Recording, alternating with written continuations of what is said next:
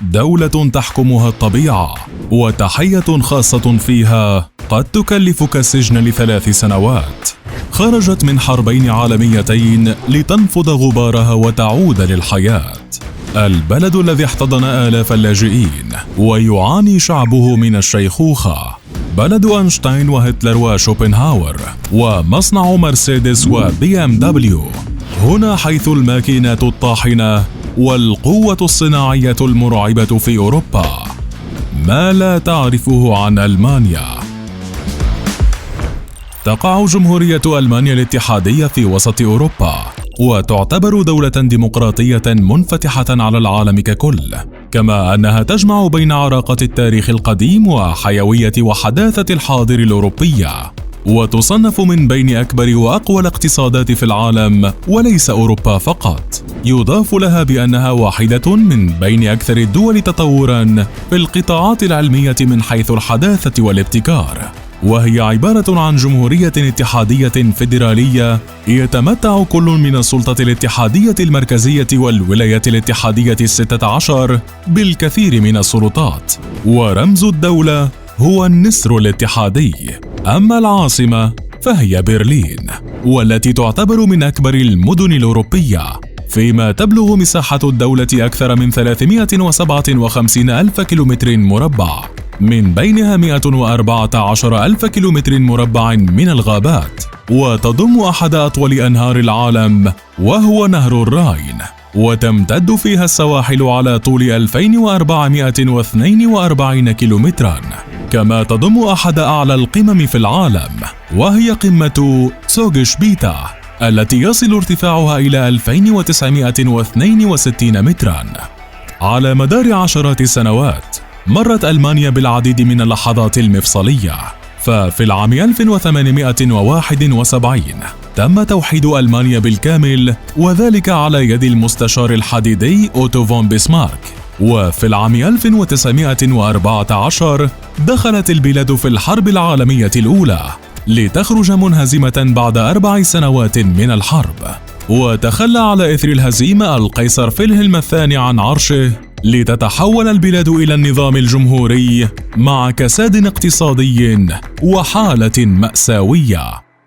وفي العام 1933 وصل الزعيم النازي للحكم ليطلق شرارة الحرب العالمية الثانية عام 39، ومن جديد خسرت ألمانيا الحرب وأنهى هتلر حياته، لتنقسم الدولة إلى شطرين من جديد: الغربي تسيطر عليه أمريكا وحلفاؤها، والشرقي تحت سيطرة السوفيات. وبقي الوضع على ما هو عليه حتى التوحيد الثاني، وذلك عام 1990. وفي العام 2005 وصلت أنجيلا ميركل لمنصب المستشارة للبلاد، وما بعد ذلك كان تاريخا لن يمحى. ألمانيا التي دخلت حربين وأشعلت العالم كله، ثم نفضت غبار الحرب لتتحول إلى أحد أقوى الدول الاقتصادية، تملك الكثير من التفاصيل والقوانين الغريبة والتي قد تكون لم تسمع عنها من قبل. ففي ألمانيا يعاقب من يقوم بالتحية النازية بالسجن ل3 سنوات دون رحمة، أما من يحاول الفرار من السجن فمعاملته تختلف، حيث لا تفرض الدولة أي عقوبة على محاولة الهروب، وذلك لاعتقادهم بأن الحرية هي غريزة بشرية لا يمكن العقاب عليها. كما يعاقب من ينفذ خزان وقود سيارته في الطرق العامة، إذ إن على السائق التأكد من ملء خزانه دوما، وذلك كي لا يسبب أي أزمة لبقية السيارات. ألمانيا التي تضم 82 مليون نسمة تعاني بشكل كبير من الشيخوخة، حيث يبلغ متوسط عمر الذكور 78 عاما، أما الإناث فيصل إلى 83 عاما، ما يجعلها دولة تضم كبار السن أكثر من الشباب والأطفال، وهو الأمر الذي يدفعها سنويا لاستقبال آلاف اللاجئين، وذلك للعمل وإنعاش الدولة. كما يعتبر بعض المحليين تلك الخطة بأنها تهدف للحفاظ على ألمانيا، فإذا اعتمدت الدولة على سكانها الأصليين فقط فإنها ستفقدهم بعد سنوات قليلة، وقد تمحى ألمانيا من الخريطة بسبب هذا الأمر. ورغم كونها دولة سياحية ويتوافد إليها الآلاف، إلا أن أغلب المحلات في ألمانيا تغلق في الساعة 8 مساء، وقد تجد نفسك فجأة وحيدا في الشوارع.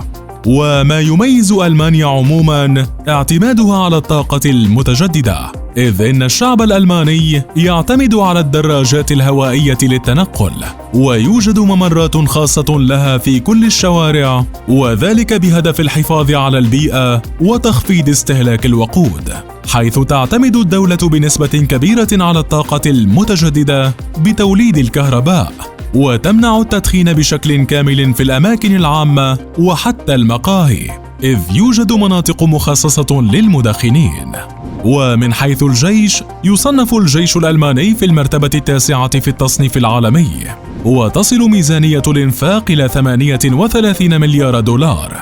والجندي الألماني يعتبر الجندي الوحيد بالعالم المسموح له بعدم تنفيذ الأوامر العليا إذا كانت غير إنسانية.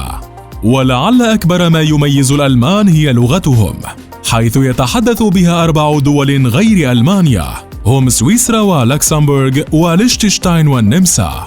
وتستثمر ألمانيا بقوة في مجالات البحث والتطوير، كما أنها تحتل موقعاً علمياً متميزاً وترتبط بتشابكات عالمية، حيث تضم البلاد 390 جامعة من الطراز الرفيع، ويوجد فيها ما يقارب 3 مليون طالب جامعي سنوياً، كما تخصص سنوياً أكثر من مليار يورو للبحث والتطوير، وذلك لدعم ما يقرب من 400 ألف باحث وباحثة في مجالات مختلفة.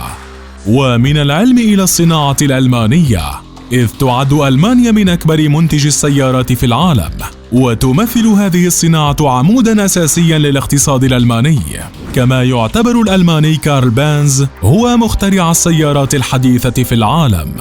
ويساعد ألمانيا بشكل رئيسي مساحات الغابات الكبيرة، حيث تغطي الغابات 32% من مساحة البلاد، ولها قيمة كبيرة لدى الألمان، فهي جزء من أنشطة الأطفال في دور الحضانة والمدارس، وتعتبر مكاناً متميزاً للاسترخاء، كما تمنح ألمانيا الفرصة للاستثمار فيها من خلال المصانع وغيرها، وهو الأمر الذي يمنح الدولة الأوروبية امتيازاً جديداً عن غيرها. كما يتمتع الرجال والنساء في ألمانيا بحقوق متساوية، ويحظر في الدولة أي شكل من أشكال التمييز، ويعاقب القانون على تلك الأفعال بالسجن لسنوات طويلة. اليوم تعاني ألمانيا الشيخوخة، ومع ذلك تعتبر من الدول المتقدمة، فبينما يموت الكبار بالسن، تكافح ألمانيا للحصول على الشباب، وذلك لتبقى على قيد الحياة.